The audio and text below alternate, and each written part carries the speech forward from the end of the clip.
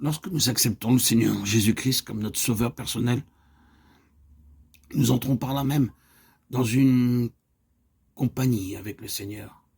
Nous devenons participants de sa nature divine, ses associés, ses collaborateurs, ses amis.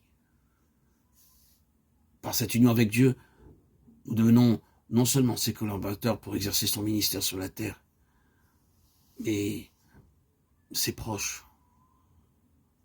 Pour commencer, retenons d'abord les aspects de notre union avec le Seigneur, de ce compagnonnage spirituel avec Dieu. Rappelons-nous, comme il est écrit dans Ésaïe, que nous venons à lui comme des haillons souillés et impurs, mais nous devenons par le salut ses meilleurs amis, ses associés, ses collaborateurs dans cette vocation céleste. Nous devenons ainsi ses compagnons en recevant sa vie céleste, par son esprit. Nous entrons dans le monde spirituel, dans les cieux. Nous sommes du ciel. Et cette vie céleste doit atteindre en nous sa plénitude pour que nous soyons ses véritables collaborateurs.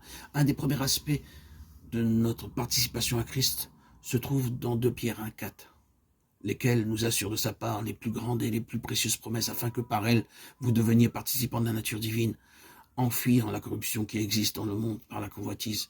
2 Pierre 1,4. Lorsque nous venons à Christ pour la première fois, nous venons avec une nature pleine de péchés. Selon le psaume 51, verset 5 et verset 7, nous sommes nés avec notre nature pécheresse et corrompue. Mais acceptant notre Seigneur Jésus-Christ comme notre Sauveur, notre vieille nature pécheresse et mauvaise est crucifiée avec le Seigneur Jésus. Et par la puissance de sa résurrection, nous sommes rendus participants d'une nature nouvelle, d'une nature divine. Selon Romains 6, 5, nous sommes devenus une même plante avec Christ dans sa mort. Mais en même temps, nous sommes aussi devenus une même plante avec lui dans sa résurrection. En effet, si nous sommes devenus une même plante avec lui par la conformité à sa mort, nous le serons aussi par la conformité à sa résurrection. Romains 6, 5. Cette expression « devenir une même plante » renferme la même pensée que celle d'une greffe. De nos jours, les meilleures qualités de fruits sont obtenues au moyen des greffes. Les arbres qui jusqu'alors ont produit des fruits trop petits et aigres sont amenés par ce moyen à porter des fruits délicieux. Aux Indes, par le moyen de la greffe, on produit désormais toutes sortes de fruits, des pommes, des pêches, des poires, des oranges, et beaucoup d'autres encore. J'ai vu moi-même aux Indes des arbres qui produisaient des petits fruits aigres de mauvaise qualité qui, après avoir subi une greffe, produisent des fruits beaux et succulents. On effectue tout d'abord une entaille dans laquelle on introduit une branche d'un autre arbre. Ainsi, quelquefois dans un temps très court, 2 ou 3 ans, la nature de l'arbre est complètement changée, les branches changent, les fleurs changent, les feuilles, les fruits, tout change.